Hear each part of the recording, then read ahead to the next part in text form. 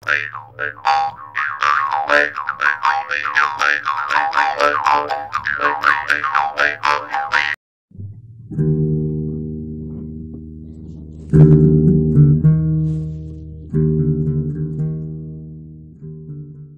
ini loh Kang Cocot ya, sebenarnya begini loh Kang Cocot ya. Sebenarnya dalam kehidupan ini banyak sekarang manusia itu yang memiliki hati ya, yang perasaan atau pikirannya itu buruk terus kepada orang lain loh. Ya saya sendiri sering loh dibilang orang itu gini gitu karena iri dengki. Oh ya begitu. Ya saya sendiri ya sering loh, saya dulu itu saya yang ngomongin orang ya begitu juga sering. Tapi ya itu masalah penyakit juga sih sebenarnya ya. Gimana ya kalau saya sendiri ya kurang tahu lah. Ayo kita bahas bareng loh Bang Cepot. Aduh, nah udahlah kalau begitu kita bahas tentang iri dan dengki ya, tentang tentang penyakit hati dengan si dalang itu. Ini sambil setelah adzan kita mendengarkan penjelasan si Kang Dalang tentang iri dan dengki atau penyakit hati ya, begitu ya. Halo Kang Dalang. Ya, halo. Ya, halo Cepot. Nah itu ya, oke siap, bahas ya tentang iri dan dengki itu loh Kang Dalang ya. Ya Kang Cocot. Ya, halo. Ya, membahas tentang iri dan dengki atau penyakit hati. Iya, oke siap, saya tunggu ini jawabannya loh Kang Dalang ya. Halo. Ya benar iri dan dengki ya. Tak tunggu. Ya, bagus ini. Dalam ini. Sip, boleh banget ini. Cuman ini suasananya masih angin juga, jadi kalau suaranya nggak jelas mohon dimaafkan ya. Oke. Kalau kita merujuk ke dalam kitab, salah satu kitab tasawuf lah ya, dari seorang ulama besar gitu. Sebenarnya Tuhan sendiri ini mengirimkan bala tentaranya. Jadi bala tentaranya ini mempunyai lawan gitu lah ya, lawannya. Jadi seperti dermawan gitu kan, dermawan yang berbaik hati, apa itu musuhnya itu apa? Musuhnya itu rakus, pelit dan lain-lain gitu ya. Iri dan dengki gitu sama gitu. Itu musuhnya. Tapi welas asih, kasih sayang atau apa itu adalah tentaranya Tuhan gitu. Bagaimana bala tentaranya ini berperang sehingga memenangkan peperangannya. Makanya disebut jihad anab kalau dalam agama Islam itu, perang besar gitu ya. Perang besar yang ada di dalam diri kita gitu. Nah, bagaimana setiap manusia, waduh ini lagi besar banget ini.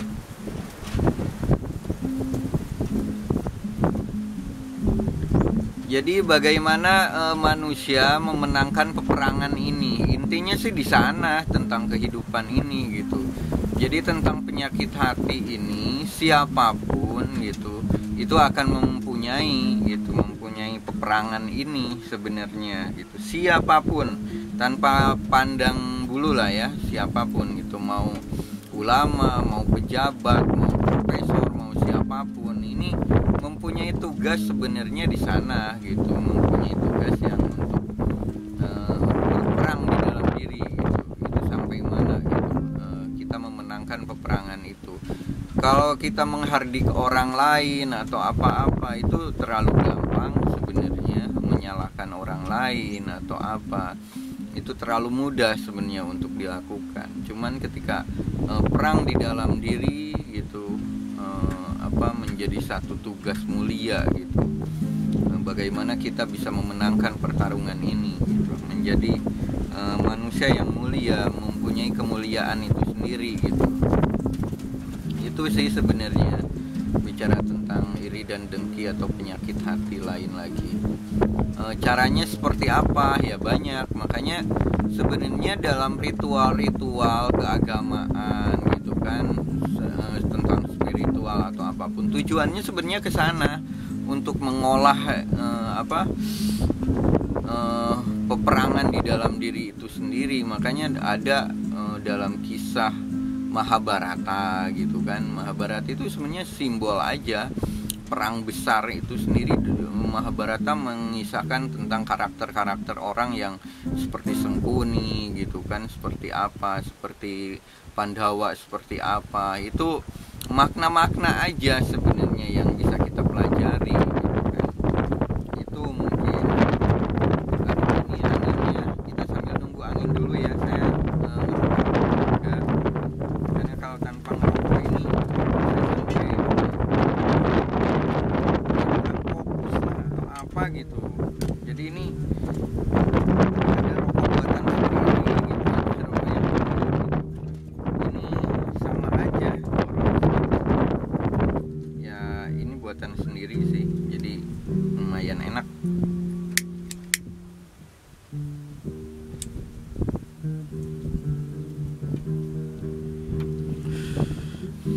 Ya itu intinya sih, lebih utamanya di sana manusia itu. Jadi lebih kepada bagaimana menyingkapi dirinya sendiri gitu, mengolah kehidupannya sendiri. Ketika itu kan bicara sifat-sifat aja, sifat-sifat karakter manusia yang ada di dalam dirinya, bagaimana mengolahnya, mengarahkannya gitu. Itu menjadi tugas yang susah-susah gampang. Di dalam kalangan tasawuf sendiri banyak yang tergelincir lah ibaratnya itu. Jadi apalagi manusia seperti kita gitu kan, yang masih belajar lah ibaratnya, itu pasti akan menemukan kesusahan-kesusahan gitu.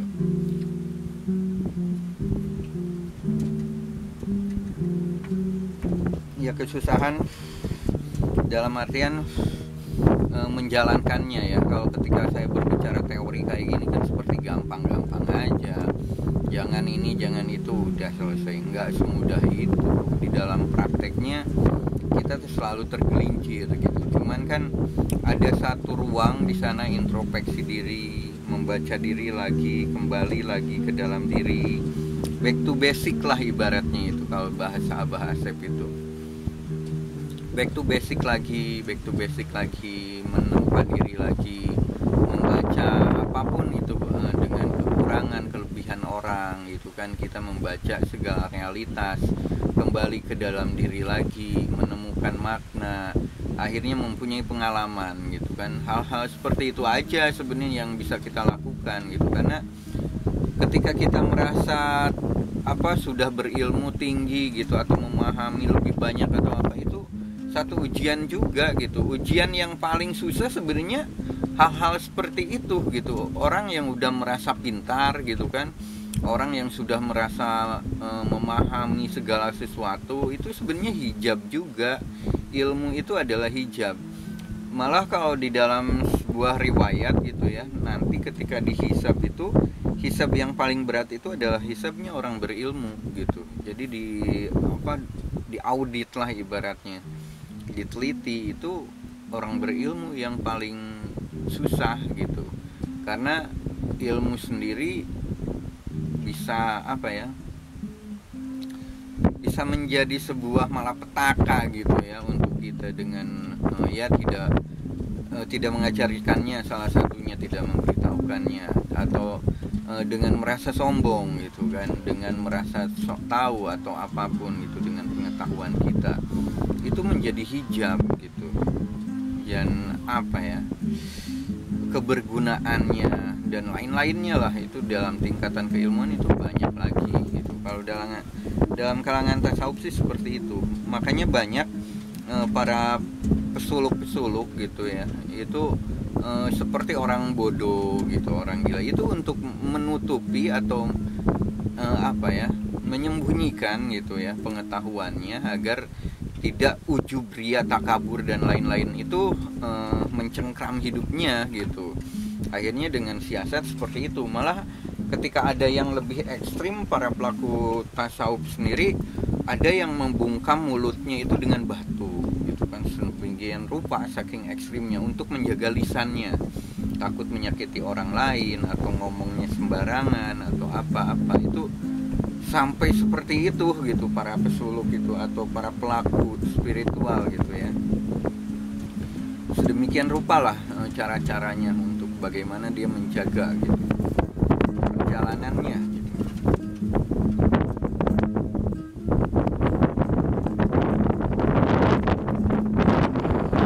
Seperti itu yang lebih ini. Lalu anginnya ya, sabar ya. Wow, ini kita kayak terbang ya. Kayak terbang ya, suaranya kayak di apa? Kalau teman-teman bisa membayangkan kita lagi ada di pesawat lah gitu, tinggi gitu kan. Jadi anginnya besar gitu. Kayak gini. Saya ngebayanginnya seperti itu aja gitu. Ya dinikmati aja lah anginnya seperti ini ya penonton. Mungkin kalau kurang jelas ya mohon maaf juga. Jadi ya inilah keadaannya gitu. Oke, nanti kita lanjut setelah agak enakan ini. Masalah hati itu ya apa berat banget juga gitu untuk kita ini. Akal sih kadang bisa memanipulasi gitu ya dengan keadaan hati itu. Akal kita gitu, pikiran kita gitu kadang-kadang ingin memanipulasi gitu segala perihal tentang nurani atau tentang hati itu sendiri gitu. Nah ini ketika belum manunggal gitu ya antara hati dan pikiran, kadang-kadang akal berbicara hal seperti ini, hati tidak menolak gitu kan. Banyak hal yang kita rasakan di dalam spiritual itu, perjalanan spiritual kita pribadi gitu ya, kita sendiri-sendiri lah ya. Itu hal seperti itu akan terjadi terus berulang gitu, pemikiran atau apa. Itu yang kalau diibaratkan di dalam riwayat sendiri juga gitu kan, di para ulama atau para pelaku suluk itu, pikiran itu ibaratnya seperti monyet liar katanya kan. Jadi wah loncat-loncat kemana-mana gitu.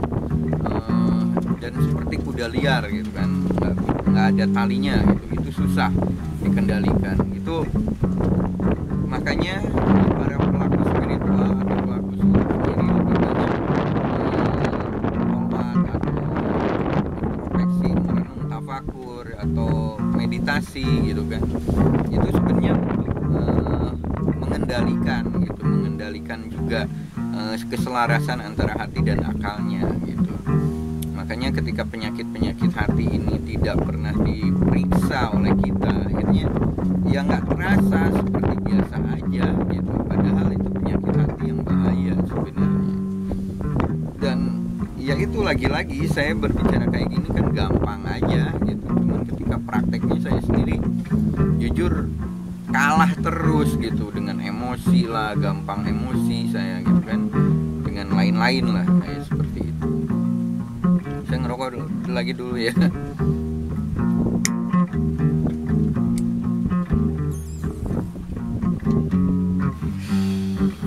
Nah seperti itu. Jadi ya susah-susah gampang menjalaninya apa gitu. Susahnya itu ya ketika mengendalikan pikiran kita, tindak laku kita gitu, perbuatan. Kalau hati pengennya seperti ini, istiqomah atau apa, sadar, menemukan kesadarannya, ya itu enak. Tapi ketika hati berontak gitu, kadang-kadang punya ide liar gini apa-apa, itu yang kadang-kadang kita jatuh lagi. Tapi ya sesekali kita bisa selaras antara akal dan hati gitu kan, menemukan ketenangan, kesadaran yang lebih tinggi. Itu yang merubah pemikiran bahwa semuanya mudah gitu. Selama kita memiliki cara-caranya sendiri lah gitu untuk menyelaraskannya gitu antara hati. Karena penyakit hati ini sendiri kan ya nggak terasa banget gitu, seakan-akan kita biasa aja ngomongin, tapi itu termasuk ke dalam penyakit hati gitu. Harus selektif banget gitu penyakit hati itu, ya menelitinya lah. Gitu, seperti itu kalau yang saya alami.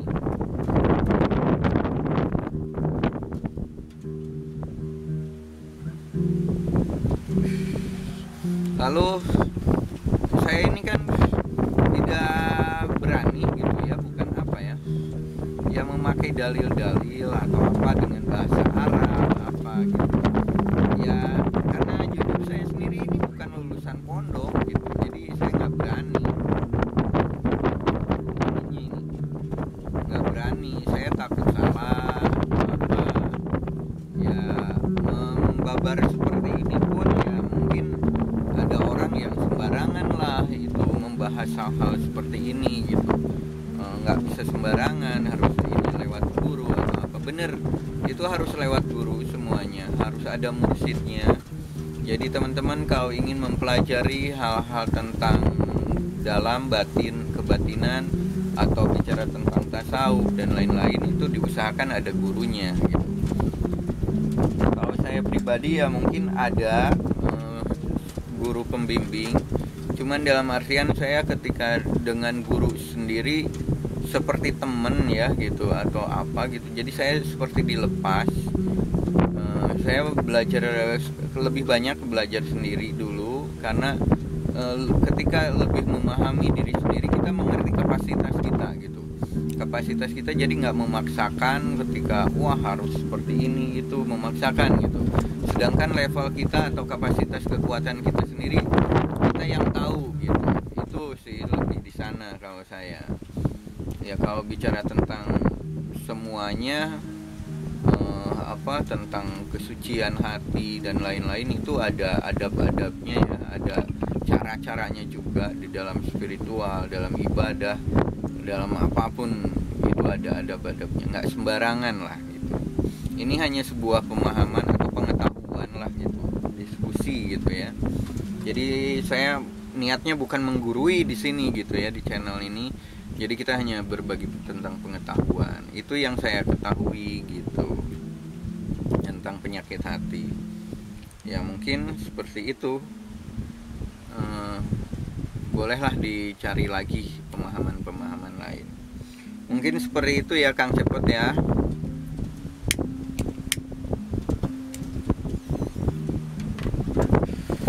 Kang Cepot dan Kang Cocot, mungkin itu dulu tentang penyakit hatinya, iri dan dengki dan lain-lainnya. Ini karena anginnya lagi-lagi, mohon maaf banget kalau suaranya nggak jelas, terus ya ada suara angin lah begitu. Ya terima kasih banget atas kedatangannya di channel